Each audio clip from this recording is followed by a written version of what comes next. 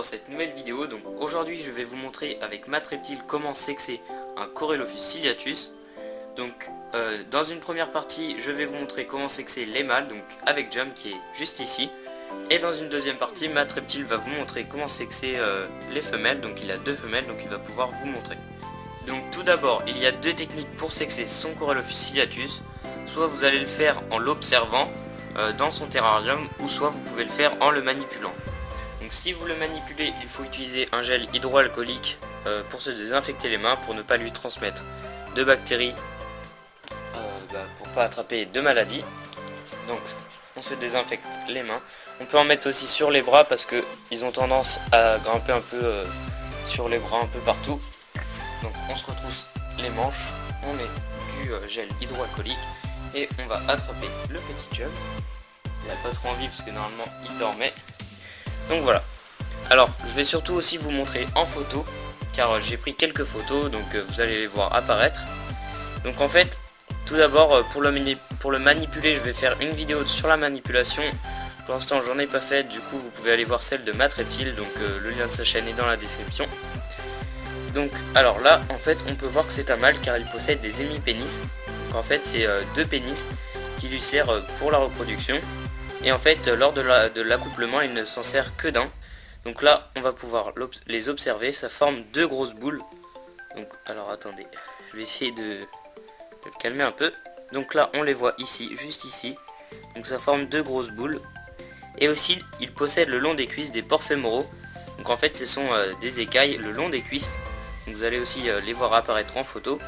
Ce sont des écailles en fait qui sont ouvertes, donc c'est des orifices. Et en fait ça va libérer des phéromones. C'est une substance qui sert à attirer les femelles pour pouvoir s'accoupler. Et ça sert aussi, ça peut permettre de marquer son territoire. Donc je vais vous montrer en photo, vous voyez apparaître les photos. Donc c'est un peu plus clair en photo parce que là on voit pas très bien.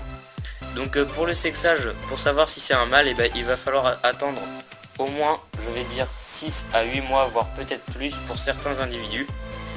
Parce qu'il paraît, d'après certains, qu'ils pensaient que c'était une femelle, puis au bout d'un an, les hémipénis sont apparus. Donc le mieux c'est d'attendre au moins 8 mois, au minimum, voire peut-être plus. Donc en fait ce qui va se passer c'est que, à la base de la queue ici, au début on va pouvoir observer un gonflement, c'est l'arrivée des hémipénis. Qu'au début quand il est jeune on ne les voit pas parce qu'ils ne sont pas assez développés. Puis après au fil du temps on les voit apparaître. Donc si on voit les hémipénis, donc là on voit vraiment c'est très marqué, ils sont vraiment assez gros, et là on est sûr que c'est un mâle. Si on voit aussi la présence de pores fémoraux, c'est que c'est un mâle. Donc voilà.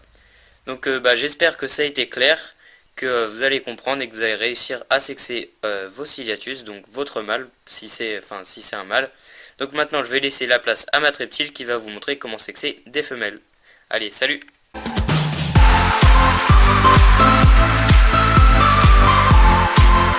Salut à tous et à toutes, c'est Matt. Donc aujourd'hui on va se retrouver pour la deuxième partie de la vidéo, comme a pu vous le dire Reptalis.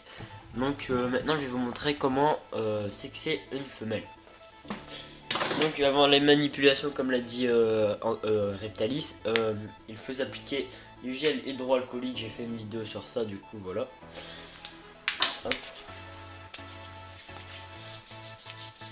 Et donc n'hésitez pas aussi à vous en mettre sur les avant-bras, car ils ont tendance à monter un peu partout.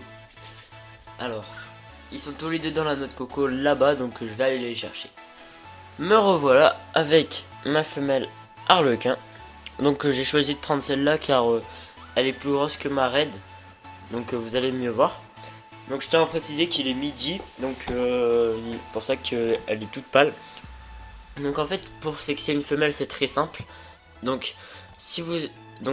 la femelle ne possède pas les hémipénis, donc pas de renflement. Donc ici on peut voir qu'il n'y a aucun renflement, et de profil aussi, tandis que les mâles ça se verrait beaucoup plus. Hop, elle saute partout celle-là en même temps.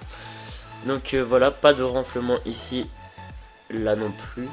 Donc les mâles, comme je l'ai dit, on les verrait déjà, et elles ne possèdent pas de pores fémoraux. Donc je vais vous afficher une petite image juste là. Donc voilà.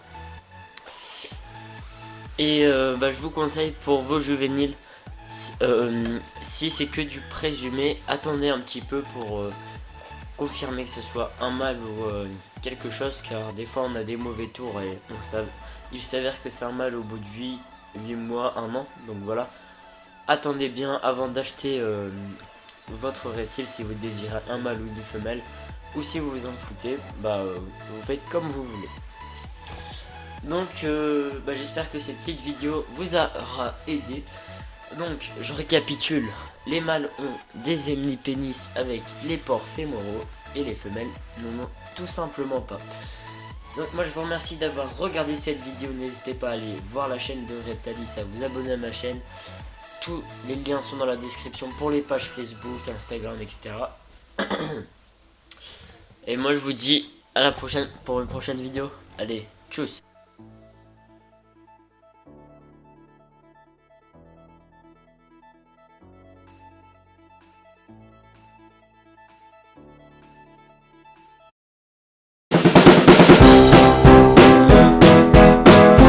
Juste ici. Donc ça forme deux grosses boules. Grosses boules. Donc, deux grosses boules. Grosses boules.